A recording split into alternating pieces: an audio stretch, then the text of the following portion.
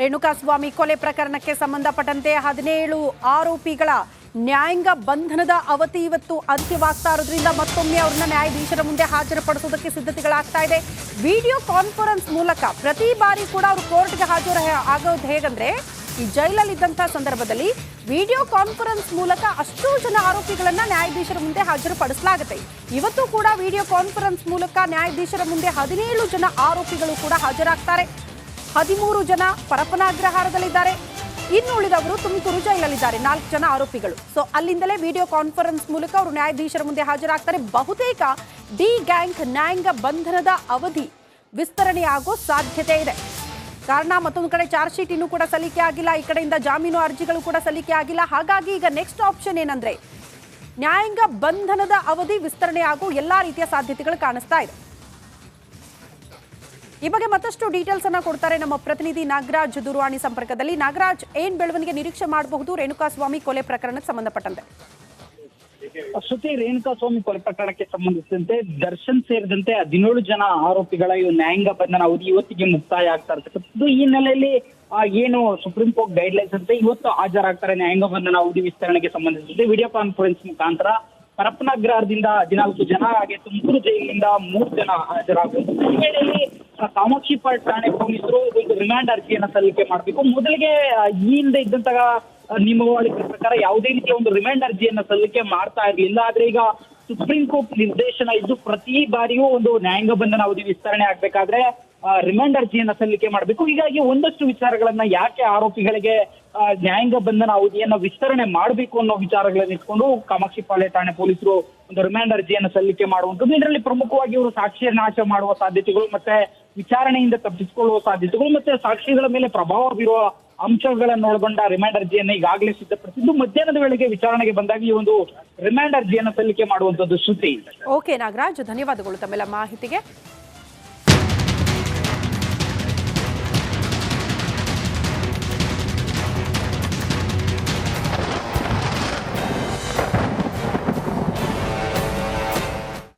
ಮಹಾಮಳೆಗೆ ಉತ್ತರ ಕರ್ನಾಟಕ ಭಾಗ ತತ್ತರಿಸಿ ಹೋಗಿದೆ. ಅದರಲ್ಲೂ ಕೂಡ ಬಾಗಲಕೋಟೆಯ ಬಹುತೇಕ ಗ್ರಾಮ, ದೇವಸ್ಥಾನ ಎಲ್ಲ ಜಲಾವೃತ ಆಗಿದೆ. ಕಾರಣ ಘಟಪ್ರಭಾ ನದಿಯ ಅಬ್ಬರ ಹೆಚ್ಚಳ ಆಗಿರೋದ್ರಿಂದ ಆ ನದಿ ನೀರು ಬಹುತೇಕ ಗ್ರಾಮಗಳಿಗೆ, ದೇವಸ್ಥಾನಗಳಿಗೆ ನುಗ್ಗಿರೋದ್ರಿಂದ ಪ್ರವಾಹದ ಪರಿಸ್ಥಿತಿ ಉಂಟಾಗಿದೆ.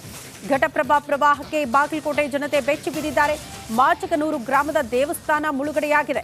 ಹೊಳೆ ಬಸವೇಶ್ವರ ದೇಗುಲದ ಗೋಪುರ ಮಾತ್ರ ಈಗ ಕಾಣೋದಕ್ಕೆ ಸಿಗ್ತಾ ಇದೆ. ಅಂದ್ರೆ ಗೋಪುರ ಮಾತ್ರ ಗೋಚರ ಆಗ್ತಾ ಇದೆ, ಉಳಿದ ಭಾಗ ನೀರಲ್ಲಿ ಜಲಾವೃತ. ಮಾಚಕನೂರು ಗ್ರಾಮದ ಅಂಗಡಿಗಳು, ಮನೆಗಳು, ಜಮೀನು ಎಲ್ಲವೂ ಕೂಡ ನೀರ್ಪಾಲಾಗಿದೆ. ಮಹಾಮಳೆಗೆ ಉತ್ತರ ತತ್ತರಿಸಿ ಹೋಗಿದೆ. ದೃಶ್ಯ ನಾವು ಗಮನಿಸಬಹುದು ಬಾಗಲಕೋಟೆ ಜಿಲ್ಲೆಯ ಸದ್ಯದ ಪರಿಸ್ಥಿತಿ ಹೇಗಿದೆ ಅಂತ. ಈಗ ಮಳೆ ಕೂಡ ಪ್ರಾರಂಭ ಆಗಿದೆ, ಅದರ ಜೊತೆಗೆ ಮಹಾರಾಷ್ಟ್ರದ ಮಳೆಯ ಎಫೆಕ್ಟ್ ಬಾಗಲಕೋಟೆ ಜಿಲ್ಲೆ ತತ್ತರಿಸೋದಕ್ಕೆ ಕಾರಣ. ದೃಶ್ಯ ನಾವು ಗಮನಿಸ್ತಾ ಇದ್ದೀವಿ. ಹೊಳೆ ಬಸವೇಶ್ವರ ದೇವಸ್ಥಾನ ಇದು. ಬರೀ ಗೋಪುರ ಮಾತ್ರ ನಿಮಗೆ ನೋಡೋದಕ್ಕೆ ಸಿಗ್ತಾ ಇದೆ, ಉಳಿದ ಭಾಗ ಸಂಪೂರ್ಣ ಜಲಾವೃತ ಆಗಿದೆ. ಪ್ರತಿ ಬಾರಿ ಪ್ರವಾಹ ಬಂದಾಗಲೂ ಕೂಡ ಈ ಹೊಳೆ ಬಸವೇಶ್ವರ ದೇವಸ್ಥಾನ ಜಲಾವೃತ ಆಗುವುದು ಸರ್ವೇ ಸಾಮಾನ್ಯ ಅನ್ನುವಂಥ ಪರಿಸ್ಥಿತಿ. ಕಾರಣ ಅದು ನೆರೆಪೀಡಿತ ಪ್ರದೇಶ ಅಂತಲೇ ಕರೀತಾರೆ. ಹಾಗಾಗಿ ಅಲ್ಲಿದ್ದಂತಹ ಜನ ಪ್ರತಿ ಬಾರಿ ಮಳೆ ಬಂದಾಗ, ಮಹಾರಾಷ್ಟ್ರದಲ್ಲಿ ಮಳೆ ಆಗ್ತಾ ಇದೆ ಅಂದಾಗ, ಘಟಪ್ರಭಾ ನದಿ ನೀರಿನ ಹರಿವು ಹೆಚ್ಚಳ ಆಗಿದೆ ಅಂದಾಗ ಅಲರ್ಟ್ ಆಗಿಬಿಡ್ತಾರೆ. ಜಿಲ್ಲಾಡಳಿತ ಕೂಡ ಅಲರ್ಟ್ ಮಾಡುತ್ತೆ ಅವರನ್ನ. ಕೆಲವೊಂದಷ್ಟು ಜನ ಸುರಕ್ಷಿತ ಸ್ಥಳಗಳಿಗೆ ಹೋಗ್ತಾರೆ, ಇನ್ನೊಂದಷ್ಟು ಜನ ನೋಡೋಣ ಇನ್ನು ನೀರಿನ ಪ್ರಮಾಣ ಕಡಿಮೆ ಇದೆ ಅಂತ ಅಲ್ಲೇ ವಾಸ ಮಾಡ್ತಾ ಇದ್ದಂಥ ಸಂದರ್ಭದಲ್ಲಿ ನೀರು ನುಗ್ಗಿ ಹಲವು ಮನೆಗಳು ಜಲಾವೃತ ಆಗಿದೆ. ಸದ್ಯ ದೃಶ್ಯ ನಾವು ಗಮನಿಸ್ತಾ ಇರೋದು ಜಮೀನುಗಳಿಗೆ ನೀರು ನುಗ್ಗಿರೋದು. ಈ ಬಗ್ಗೆ ಮತ್ತಷ್ಟು ಡೀಟೇಲ್ಸ್ ಅನ್ನ ಕೊಡ್ತಾ ಹೋಗ್ತಾರೆ ನಮ್ಮ ಪ್ರತಿನಿಧಿ ಸಿದ್ದು ದೂರವಾಣಿ ಸಂಪರ್ಕದಲ್ಲಿ. ಸಿದ್ದು, ಬಾಗಲಕೋಟೆಯಲ್ಲಿ ಅಷ್ಟಾಗಿ ಮಳೆ ಇಲ್ಲದಿದ್ರೂ ಕೂಡ ಮಹಾರಾಷ್ಟ್ರದ ಮಳೆ ಇಷ್ಟೆಲ್ಲ ಎಫೆಕ್ಟ್ ಮಾಡುತ್ತೆ ಬಾಗಲಕೋಟೆ ಜಿಲ್ಲೆಯಲ್ಲಿ. ಕಾರಣ ಘಟಪ್ರಭಾ ನದಿ. ಸದ್ಯ ಅಲ್ಲಿ ಪ್ರವಾಹದ ಪರಿಸ್ಥಿತಿ, ಜನರ ಪರದಾಟ ಹೇಗಿದೆ? ಶ್ರುತಿ, ಈಗಾಗಲೇ ಏನು ಒಂದು ಮಹಾರಾಷ್ಟ್ರದಲ್ಲಿ ಏನು ಬಿಟ್ಟು ಬಿಡದೆ ಮಳೆ ಆಗುತ್ತಿರೋದ್ರಿಂದ ಸಾಕಷ್ಟು ಒಂದು ಬಾಗಲಕೋಟೆ ಜಿಲ್ಲೆಗೂ ಕೂಡ ಒಂದು ನೆರೆ ಹಾವಳಿ ಹೆಚ್ಚಾಗಿದೆ ಅಂತಾನೆ ಹೇಳ್ಬೋದು. ಯಾಕಂತಂದ್ರೆ ಏನು ಈಗಾಗಲೇ ಘಟಪ್ರಭಾ ಮತ್ತು ಕೃಷ್ಣ ನದಿಯು ಕೂಡ ಅಬ್ಬರದಿಂದ ಹರಿಯುತ್ತಿರತಕ್ಕಂತ ಸಾಕಷ್ಟು ಹೊಲಗಳಿಗಾಗಿರ್ಬೋದು, ಊರುಗಳಿಗಾಗಿರ್ಬೋದು ಒಂದು ನೀರು ನುಗ್ಗಿ ಸಾಕಷ್ಟು ಮನೆಗಳಿಗೂ ಕೂಡ ನೀರು ತುಂಬಿ ಅಲ್ಲಿದ್ದಂತ ಜನರು ಕೂಡ ಒಂದು ಗಂಜಿ ಕೇಂದ್ರ ಸೇರ್ಕೊಳ್ಳುವಂತ ಪರಿಸ್ಥಿತಿ ಬಾಗಲಕೋಟೆಯ ಸಾಕಷ್ಟು ಒಂದು ಹಳ್ಳಿಗಳಲ್ಲಿ ಕೂಡ ಅಂತ ವಾತಾವರಣ ಇದೆ. ಜೊತೆಗೆ ಏನಂತಂದ್ರೆ ಈಗೇನು ಘಟಪ್ರಭಾ ದರದಲ್ಲಿ ಇರ್ತಕ್ಕಂತ ಸಾಕಷ್ಟು ಜಮೀನುಗಳು ಅಂದ್ರೆ 14,000ರಿಂದ 15,000 ಹೆಕ್ಟೇರ್ ಭೂಮಿಯು ಕೂಡ ಈಗಾಗಲೇ ಪೂರ್ತಿಯಾಗಿ ಜಲಾವೃತ ಘಟನೆ ಕೂಡ ನಡೆದಿದೆ. ಓಕೆ ಓಕೆ ಸಿದ್ದು, ಧನ್ಯವಾದಗಳು ತಮ್ಮೆಲ್ಲ ಮಾಹಿತಿಗೆ. ನಮ್ಮ ಪ್ರತಿನಿಧಿ ಸಿದ್ದು ಅಲ್ಲಿನ ಪ್ರವಾಹದ ಪರಿಸ್ಥಿತಿಯ ಬಗ್ಗೆ ಒಂದು ಪ್ರತ್ಯಕ್ಷ ವರದಿ ಕೊಟ್ಟಿದ್ದಾರೆ. ಸುರಿಯುತ್ತಿರತಕ್ಕಂಥ ಮಳೆಯಿಂದಾಗಿ ಏನು ಕರ್ನಾಟಕದಲ್ಲಿ ಹರಿತಕ್ಕಂಥ ಈ ಘಟಪ್ರಭಾ ನದಿಯು ಕೂಡ ಇವತ್ತಿನ ದಿವಸ ಅಬ್ಬರದಿಂದ ಬೊಬ್ಬರಿಯುವಂಥ ಪರಿಸ್ಥಿತಿಯಲ್ಲಿದೆ. ನಾವೀಗ ನೋಡ್ತಾ ಇರ್ಬೋದು, ಮುಧೋಳ ತಾಲೂಕಿನಲ್ಲಿರ್ತಕ್ಕಂಥ ಏನು ಒಂದು ಮಾಚಿಕನೂರು ಗ್ರಾಮಕ್ಕೆ ನಾವೀಗ ಬಂದಿದ್ದೀವಿ. ಮಾಚಿಕನೂರು ಗ್ರಾಮದಲ್ಲಿರ್ತಕ್ಕಂಥ ಏನು ಹೊಳೆ ಬಸವೇಶ್ವರ ಒಂದು ದೇವಸ್ಥಾನ ಇದೆ. ಇದು ಭಾಳ ಐತಿಹಾಸಿಕ ದೇವಸ್ಥಾನವಾಗಿದ್ದು ಇದಕ್ಕೆ ಒಂದು ಚಾಲುಕ್ಯರು ಒಂದು ನಿರ್ಮಿಸಿದಂಥ ದೇವಸ್ಥಾನ ಅಂತಲೇ ಹೇಳ್ತಾರೆ. ಹಾಗಾಗಿ ಇಲ್ಲಿ ಏನು ಸುತ್ತಮುತ್ತಲಿನ ಹಳ್ಳಿಗಳಿಂದಲೂ ಕೂಡ ಬಹಳ ಭಕ್ತಿಗೆ ಪಾತ್ರವಾದಂಥ ಈ ಹೊಳೆ ಬಸವೇಶ್ವರ ದೇವಸ್ಥಾನಕ್ಕೆ ಈಗಾಗಲೇ ಜಲ ದಿಗ್ಬಂಧನವಾಗಿದ್ದು ನಾವೀಗ ನೋಡ್ತಾ ಇದ್ದೀವಿ ದೇವಸ್ಥಾನದ ದೃಶ್ಯ ಎಲ್ಲಿಗಿದೆ ಅಂತಂದರೆ ಇನ್ನೇನು 4-5 ಅಡಿಯಷ್ಟು ಮಾತ್ರ ಆ ಗೋಪುರಕ್ಕೆ ಬರಬೇಕಾದಂಥ ನೀರು ಗೋಪುರಕ್ಕೆ ಬರ್ತಕ್ಕಂಥ ಒಂದು ಸನ್ನಿವೇಶವು ಕಾಣ್ತಾ ಇದೆ.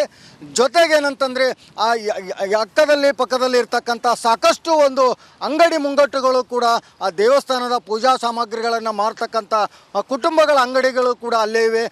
ಅವೆಲ್ಲ ಸಂಪೂರ್ಣವಾಗಿ ಈಗಾಗಲೇ ಮುಳುಗಿ ಹೋಗಿವೆ.